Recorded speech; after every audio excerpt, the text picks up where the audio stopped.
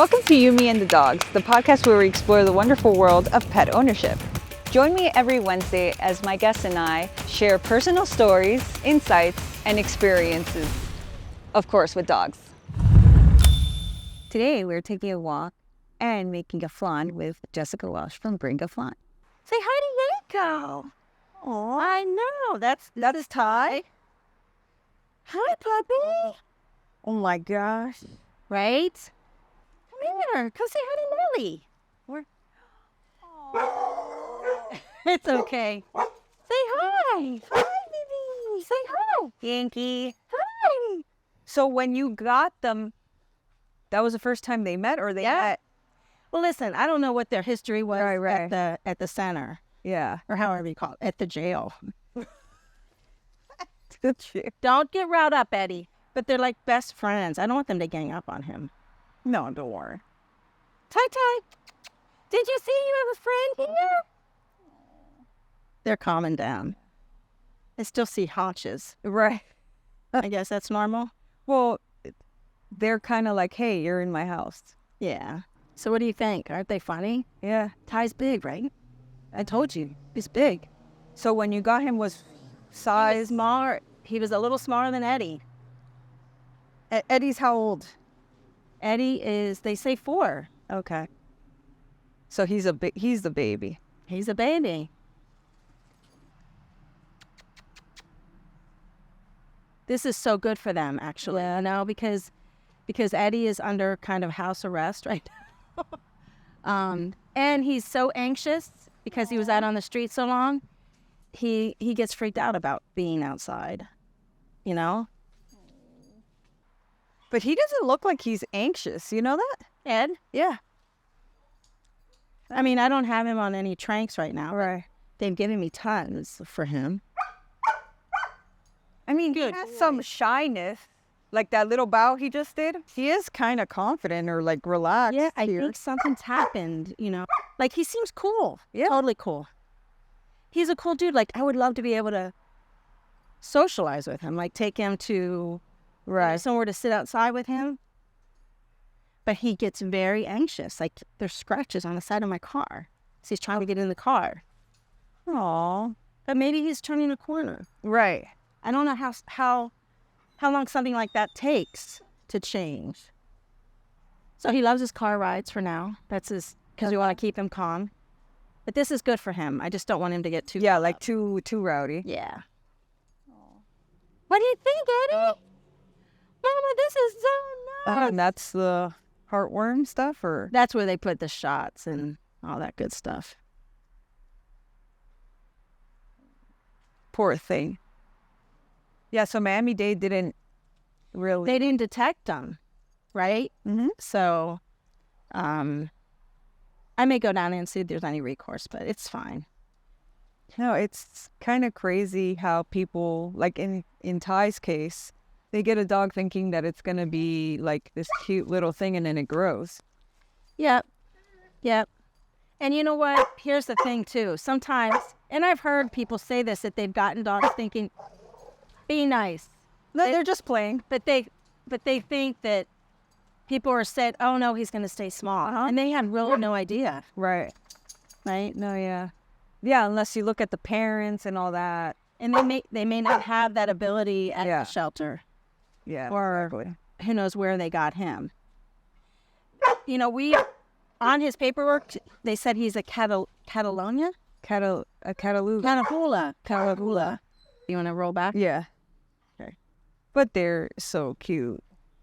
Well, I'm glad you got to meet them. Yeah. Look at his grin. He's got these big, strong jawbones. Yes. Did you DNA them? No. No? Okay. Because he looks like... What is it? It's a Belgium something. A Malinois? Malinois. Mixed with a pit bull or something. Does he? Yeah. The ears. But he's got a cool... Look at his Eddie Muster hair. Yeah. He's getting comfortable. He looks like he's comfortable. How can you tell? Well, because he was playing and he was following Yanko, like kind of saying like, hey, this is mine. Yeah. Is Yanko ever like in fear? Do you ever see that? Yeah, I've seen it a couple times. but he'll tuck his tail. Okay. Yeah, he'll tuck, or like he'll do a couple of like Look at his muscular legs. like coming to me and like kind of jumping on me, or like how let's go. Yeah. like ominous children. Yeah. No, but they're so cute. Do you like Yeah. they're fine. I mean, with Ty, like I feel kind of like that was so. I don't know how to say it, because it's kind of evil. Like, how do you get a dog and not? I don't know. You know what though, Nellie? Here's the thing. Socially, Yeah. I mean, if somebody has a home, Right. it's hard for them to like lose their home. You know, and I get it. I feel the same way you do. Like, I believe that you're committed to your animal like a child. Yeah. I just feel like I don't know what their circumstances were. But do you ever think about like that? It would never be something I would do. Right. But I'm not judging anyone. I can't even imagine the predicament they were in. And maybe it was not a good one. Maybe it was a really good one, and they just got tired of cleaning up out of their dog. I don't know. Right. There's all sorts of, how do I say it? Yeah, there's Circumstances. Yeah. That people go under. And nowadays, people are having problems making ends meet. Right.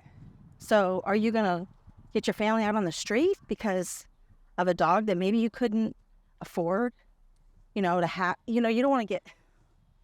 I mean, I just think for me, it's a little difficult saying, hey, I got this dog and I thought it was going to be a little tiny thing and now it's not, versus I'm sick. All of a sudden I learned I have cancer.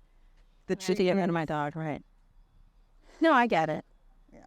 So I don't know their circumstances. Right. I do feel really bad for them in a weird way, because he's a very loving dog. Uh-huh. And I'm sure they miss him. Mm-hmm. I mean, you're looking at me funny. No, I know. I believe they do. Right. Our other two dogs that we had that we lost, 3 years prior to adopting these, they were both street rescues. Okay. We found them wandering on the street. Mm-hmm. And you wondered, one was a beautiful looking, almost pure, I assume it was purebred Jack Russell. And Jack Russells are known for being hyper crazy. He was not. He was the best dog ever. Uh-huh. And the other one was a doofy beagle that we loved. And they did let him out on the street. He was not cared for. His dew claw was 3 rings deep. So one was completely cared for. Mm-hmm. He looked like he just left getting his teeth cleaned. He looked perfect. Right. And we tried to find both owners. Okay. And no one popped up. So why were those dogs left out on the street? Right. Why was Eddie left out on the street? Was he lost? Did he get out? Uh-huh. So I don't know. Right. No, circumstances are a mystery. Yeah. Why people do what they do. Right. No, and then it goes to like a lot of the times, they have the chip, right? And you go to the vet, you get them chipped, and then you call the owner, and the owner's like, oh, you found them? Oh. That's right. It takes all types, I believe. Yeah. So how did you formulate this for dogs? Well, so we looked at the things that dogs shouldn't have. Uh-huh. And what's the coolest thing about a flan is the caramel. Yeah, they can't have sugar. Right. So that was out. But as you know, you can make, we'll see today, you can make flan without the sugar. Okay. And we have a sugar-free flan at Gringa Flan. It's made with, an artificial sugar substitute. Now, I don't believe dogs should have that. Right. In my opinion. But you're using like sweet things for them. Right. Pumpkin, and you're using right. synonym, which is like pretty good for them. Right. The pumpkin's good for them. Yeah. Yeah. And peanut butter is yummy for them. Right.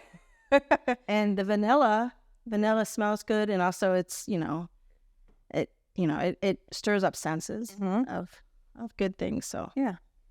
I mean, we're not saying to feed this every day.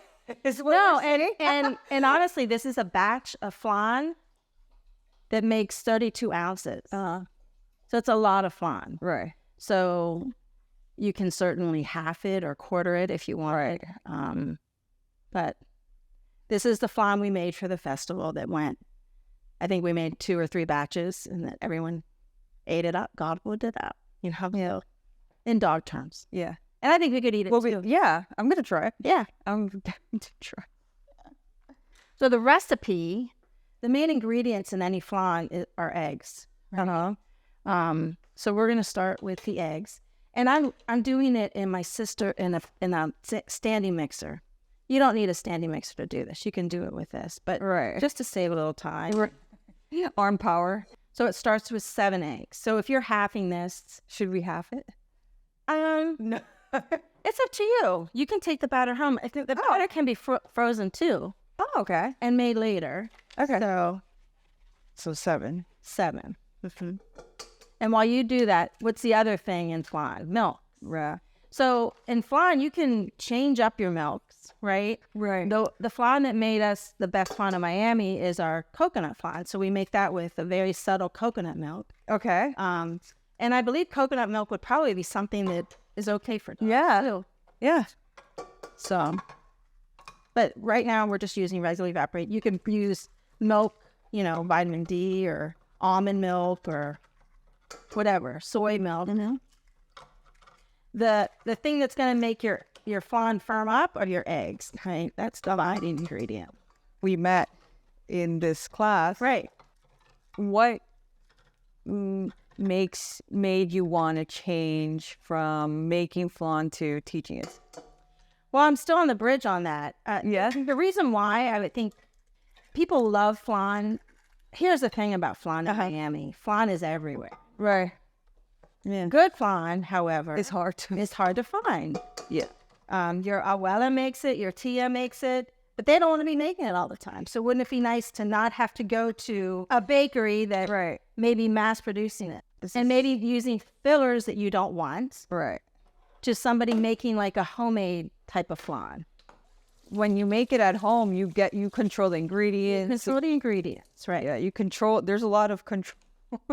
And I tell people all the time, and I told you this when I first met you, I think, Gringa Flan's not about flan. It's about what flan represents. Yeah. Love, togetherness, memories, joy. Yeah. Right? Connection. Sweet stuff, right? Right. But, the first time I ever really introduced this to the public, it was like quiet whispers. This reminds me of your mom. That's the best compliment anyone could give someone. Yeah. Right? Yeah. So it was really about making memories. Yeah. So, all right. So we have the milk. We can put some vanilla in. Okay. And there's the measuring spoons. 2 teaspoons of vanilla. Yeah. Okay.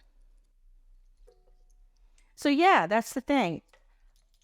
How do you get the flan, love, joy, togetherness outside of Miami? Yeah. It's hard to ship flan, although I've tried and people would love me to do that.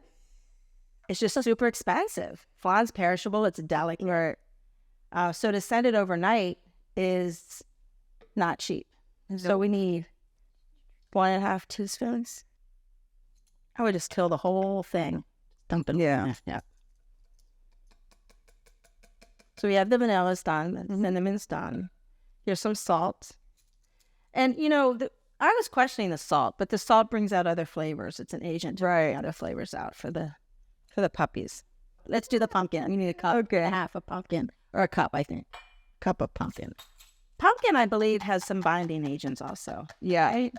Yeah, but for them, it's really good for the digestive. Right. It's a prebiotic, and then it somehow it helps the body know hey, if their poop needs to firm up, it knows it. Okay. Versus I got it. It's served now. We have if you made food stuff, you know that you use your hands, right? And then peanut butter. A peanut butter is 6 tablespoons. And so this was a hit when you did it. Yeah. Yeah, it was. And, it's funny because some people, my husband's fine with eating flan warm. I'm like, warm? Yeah. But really, flan should be chilled. So we're going to make this batter, and we're going to put it in the oven But I've already made some, so we can do like the whole. Yeah, like, do you flip this one? Yeah, we'll flip it for him. Oh. Yeah. He's looking at you too. It looks really delicious without It smells really good, right? Yeah. And when it's baked, it firms up very nicely. What number are we on? This is the last one. 6, right? 6, yeah. And we can add the milks. And now we can give it a whirl. Okay.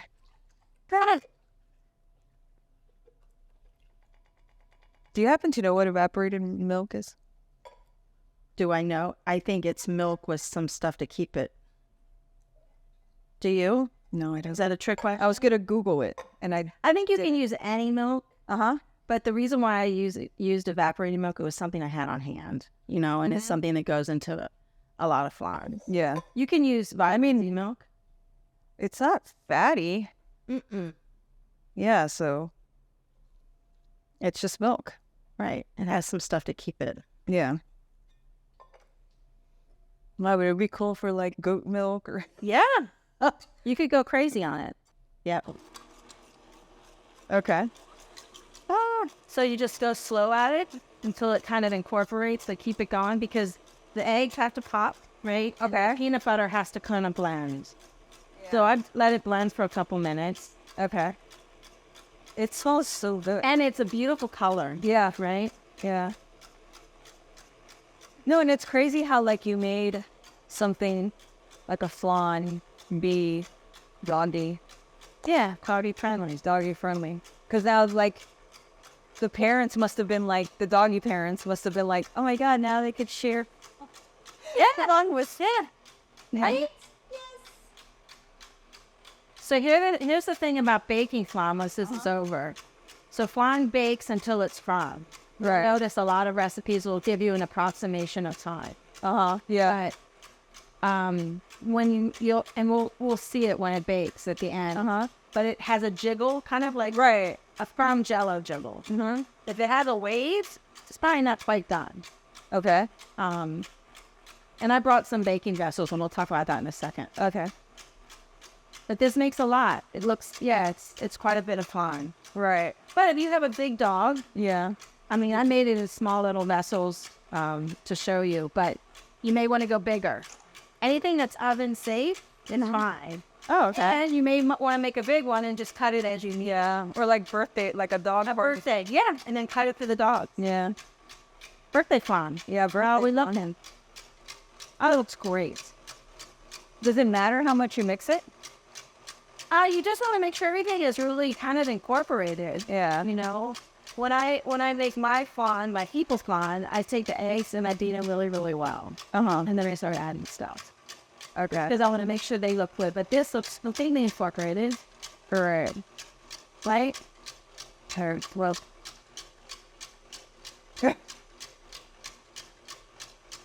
Hey, it does smell good. It smells great. It smells fresh, right? Yeah. Does your flan having these ingredients? My pumpkin flan has pumpkin. My cinnamon flan has cinnamon. Every flan should have a little salt. Should have Like balance. Yeah. And I like to use really good vanilla, like Mexican vanilla is what I use. Oh, okay. And of course, eggs and milks. And then with the 30 flavors, you get into a variety of things like fresh mango or any fresh ingredients. Yeah. But flan itself is very perishable. So when you add fruit like that, you have to be very aware that, It's the chemistry. That's right. Yeah. These little vessels, this is what I make Okay. my tasting flans with. But they're perfect because they have little lids so you can keep them in the refrigerator. This flan probably has a shelf life of 2 weeks. If you were to bake it without a water bath, so flans, just like cheesecake, just like creme brulee or souffles, bake in a water bath.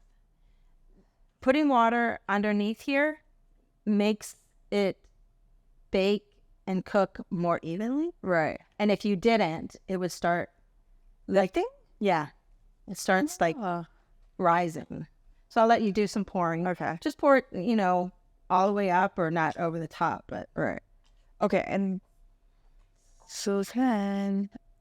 That's it, right? Can the camera see that? Maybe here. Oh, cool.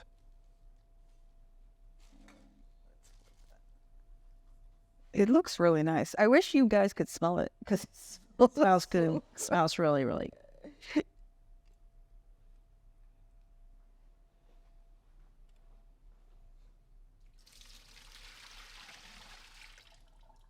Wow.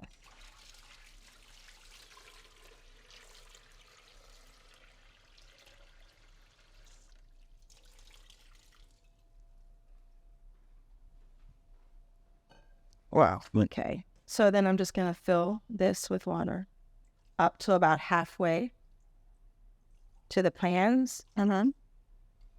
And they bake at a 350-degree oven. So while that's preheating, let me show you the flans that I made. Yeah.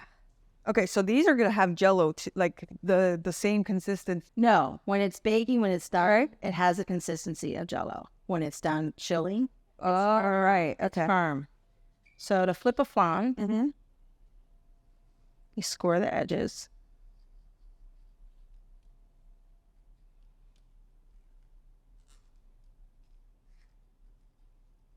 Oh, here. Well, there we go. Oh my gosh. What is that?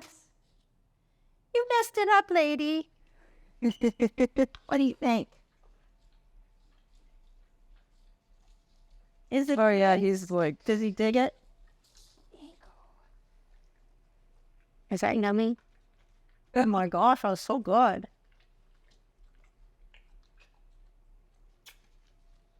What beauty. Put you. Here, get to the last drop. So now we can try it. I don't think it's gonna be sweet, but it'll be good to. Sometimes you'll be surprised. And I forgot cinnamon in my batch. Sorry. So yours, you have cinnamon to look forward to. It's good. Oh, but you could chew. That's the color. Right. It's good. It's peanut buttery. Yeah. And you could probably like change the level of peanut butter and pumpkin. Yeah. Or put like more cinnamon. Yeah. What do you think, sir? I don't know. Hi, and Eddie, you're gonna love it too. For a human, you can tell you're missing a little sweet. Right. Yeah, but it's. But imagine you could put applesauce in it. Oh yeah. So we got opportunities. Right. What do you think? It was good. So, like when you were making the flan, the original one for your husband, I'm sure that you tried so many different Variations. Yeah, variations. And then like now, as 10 years have gone by, or how many years that was, that sometimes when you make a batch, it must remind you of that first time. It does, of course. He's my taster, my taste tester. When you talk about many batches, like our mango flan was one that we just couldn't quite figure out. And we learned the hard way. And I tell people all the time, because people, when we do the mango festival, they come up and like, how do you get it to taste like this? And I said, tell me, you probably blended the mango. They said, yeah. I said, and I bet you your flan tasted like corn. And they're like, it did. Corn? Really? Yes. When you take a mango and you blend it, something happens with the milks and the eggs. It's not a bad flavor, but it doesn't taste like mango. It has a very interesting corn flavor. And I've had that experience at Mexican restaurants. And I'm like, yeah, that's what they did. So so Daddy kept trying and trying. He's like, this is not cutting it.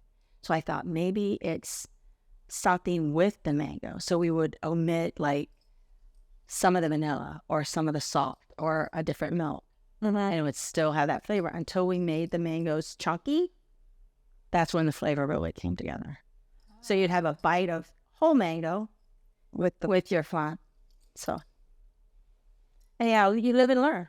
Yeah. Right. It's like trial and error. Like that experience is like owning a dog, kind of. Like you're trying a bunch of different things to see what sticks. Right. You know? Recently, Ty had a weird rash. Mm-hmm. And the vet's like, it's something new. You're probably feeding him.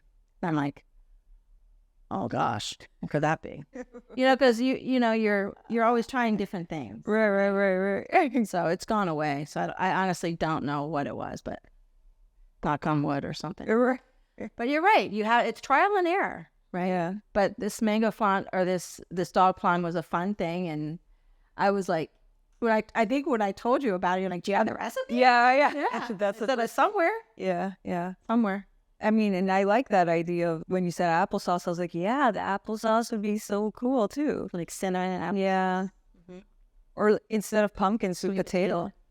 Yeah, my dog sweet potato all the time. Yeah. So. And here's the thing with flan, and I haven't really delved in this just a little bit, is in other countries, like I think in France, they have savory flans. So think about an omelet. Yeah. Right? Yeah. Like adding rosemary or whatever. That's right? Yeah. Or cheeses, So yeah, there's a lot you can do and have fun with it, right? Yeah. And I know, your dogs appreciate it. Mm-hmm. I know mine are gonna appreciate it. Yeah. Yeah, it's like a nice treat. I think that's Special treat. And there's something about my process of like cutting the salmon and then putting it, and I put it for this long, right? I've never said how long ever. But now that I'm not in business, I'm like, whatever, here, do something nice for your dog. You know what? I have to tell you that I think knowledge, like I told you, flan is literally around every corner of my life. Right. I feel like people that make flan need to stay together. Yeah. And share what they're doing. Somebody recently reached out to me about not these containers, but the containers that I make my big flans in. And we got those from a grant in the county, which is awesome. And they're CPET materials. That means you can bake in them. They're safe. They're reusable, recyclable, all that good stuff. But that grant afforded me to be able to purchase those, They're not cheap. Right. But my customers adore them because during COVID, it was like I didn't have to touch their flan or anything. Right.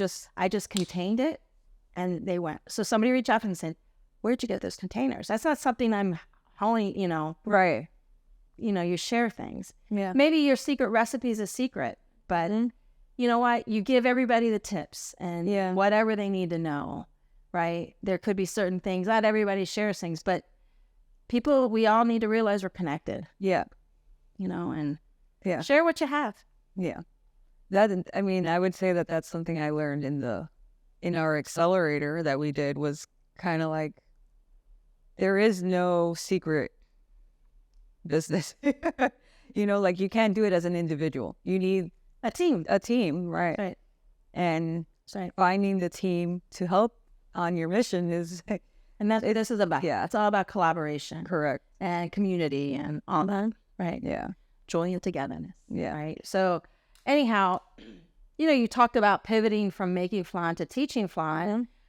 I believe that I've been in business for 10 years and it's hasn't been easy. Having a small business is not for the weak at heart. Right.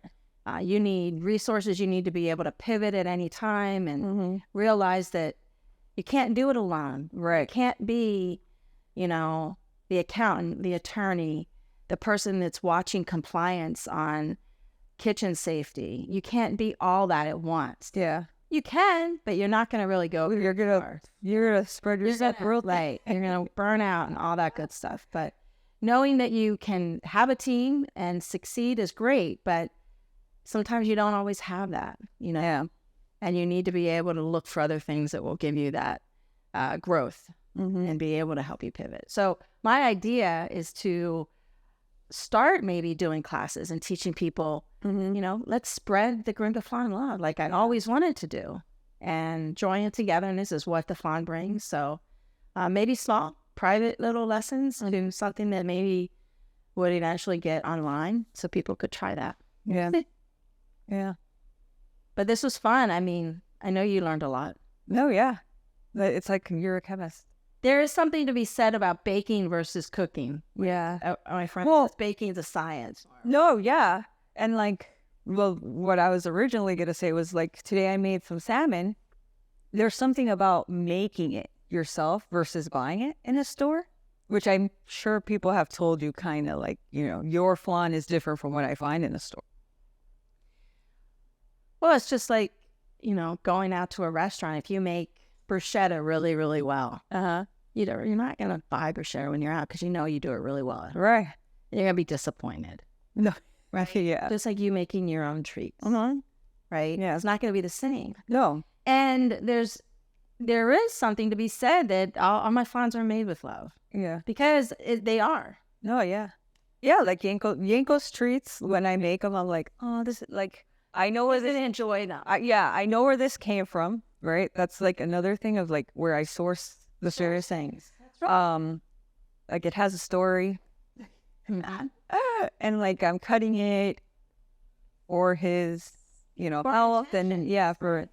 Whereas, which is kind of bad because now I say, oh, Yanko needs treats. I go to the store and buy treats, but I'm kind of like so unhealthy or like they add extra things. And I'm like, why do they need to add this stuff? I made treats and they didn't, you know? So to keep it shelf stable or whatever, who knows? Right. Who knows? But it is a funny thing, like it's a balance. Yeah. Yeah. So I think dog ownership it brings on a whole different responsibility. Mm-hmm. You know, it's not easy. They don't talk to you and you know, when you start droopy, right? It may be something that they ate. I told you those treats thing. I don't know. Danny's like, the vet thinks it's something we gave him. I'm like, oh, okay. I don't know. Right. You know, I don't have time to make him treats all the time. Mm-hmm. So sometimes you do buy them. No, yeah. No, I mean, I do too. I'm guilty. It's not guilty, but no, it's what you do. Right. And then, you know, they, like you said, they could get in, I don't know, some largest. Yeah. And you're like, I did the wrong thing. And no, you did. Yeah. It's all from love. Yeah. So then these guys stay in there for about 30 minutes. I'll check on them. They're in 350. Mm-hmm. They won't take that long. And we'll see how they jiggle. And then we know that they have to chill for a couple hours. So do you put them straight in the refrigerator? You can. You can? You can put them straight in the refrigerator. Okay. It's pretty. Yeah. So have you had dogs all your life? No. No? Okay. There's a funny picture that I'll send you. We had them when we were really little. Mm-hmm. I'm one of 5 daughters my parents had, the youngest. And it's a picture of all 5 of us. And I was a baby, an infant, on a pillow. And my sister, the one that's next to me in age, Jody, had her face and she was fine. And our dog, a beagle dog, was on her lap. But the reason why she had a pout on is because my mom did not want Freckles, the beagle, in the picture. But then they finally gave in because she wouldn't stop crying. But she still had this terrible... It's a funny, funny picture. So yeah, we had dogs. But when Freckles died, my mom, all the girls were heartbroken. She's like, I can't do this. Mm-hmm. It's too much. So I got, dogs as an adult, and I fell in love with them. Mm-hmm. Because they're just so cool. And it's instant love and unconditional love, right? Yeah. And they teach us stuff that we don't see ourselves, right? Yeah. Right. Yeah. Communicating with something that doesn't speak your language. Yeah, it's a skill. It's definitely a skill. Danny found the beagle at the middle school. Okay. And brought him back here, actually, because I was checking on something in the house. My sister wasn't here. And he's like, look what I have in the back seat. I'm like, oh, no. And I just lost one of my dogs. And I'm like, I wasn't ready. And he's like, but I thought you liked beagles from the picture when you were little. I'm like, it's not that I don't like them. But this dog wanted nothing to do with us. He had this look like, you owe me money, and I want you to take me back wherever it came from. So Danny was sick and seeing my face, like, why did you bring this dog? Because I just wasn't ready. I just lost my dog, my other Jack Russell. So he's like, all right, I'm going to take him back and look for his owner. We've been looking for his owner. And this one lady said, I think I know that dog's owner. It's here. And Danny knocked on it. I was like, that's not the dog. So Danny sat there and said, Buddy, what do you want to do? Sat, and Buddy took off. Danny sat down for about 20 minutes, and then Buddy walked back up to him and sat next to him, and his whole demeanor with us changed. He was happy to be with us. It's like he needed, it was really, Danny tells it really well, but Buddy was like our Buddha dog. He taught us patience. All he wanted to do was eat. He would get into the trash. When you walked in, he wasn't into walking, so you kind of like, it was like a big bag of mulch to walk. But we loved him. He was a good dog. You love them all, right? Yeah. Yeah. You love them all. Yeah, and I mean, you're all about like memories. Yes. Yeah. Yeah. Is that what it's about? No? Well, yeah, it is. Yeah, it is. I mean, I think about my other dogs, but sometimes in memories, but How sometimes many dogs have you owned? 3 other dogs? Yeah, I've never heard you talk about any of them. Yeah. Yeah, so I had Too hard? um, Or because no, well, because I think he's my dog, like as an adult. I think the other ones were more family, but I feel more guilt than anything. You just follow the grain of like your parents say this is what they eat and this is, and you don't know any better. You're just like, oh, okay, well, I'm going to feed it this, right? Like 15, 16? Actually, the Jack Russell went with me to New York. Oh, I didn't realize you. Yeah, Did we talk about this? Yeah, Jack Russell before? I think so. Or I might have mentioned, she was crazy. She was like insane. Yeah. And That's the cool thing about Jack Russell. yes, it was one of the cute size, like nice compact size, but God, did that. What was her name? Dolly. Oh, no. See, I would have remembered that. Yeah. Crazy. Yeah. Jumper. Yeah, over that fence? Yeah, no big deal. Just, oh, okay, well, See ya. okay. And My Phoebe, my other Jack, wasn't a fence jumper, but she would play with a ball for hours. Hours. She could throw a ball for hours and pull your arm out. She didn't get tired. I took that Jack Russell to New York because I thought in college I could take her. I lived off campus and I had the Jack Russell, and quickly I realized, oh shit, this is not a good idea. Did she chew on things?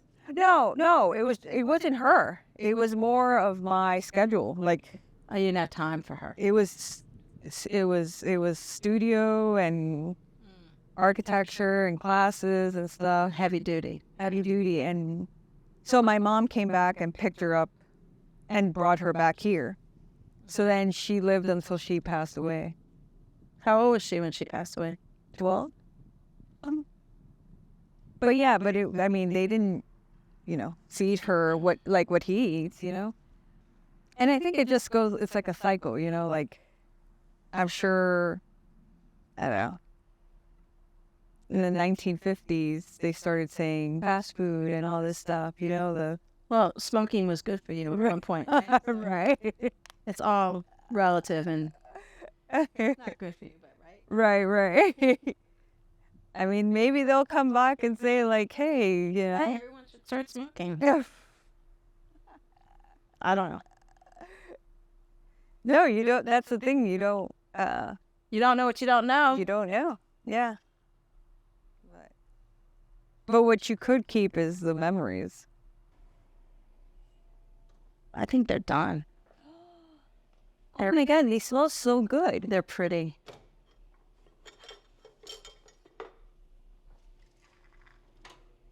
See how they're jiggling just in tad?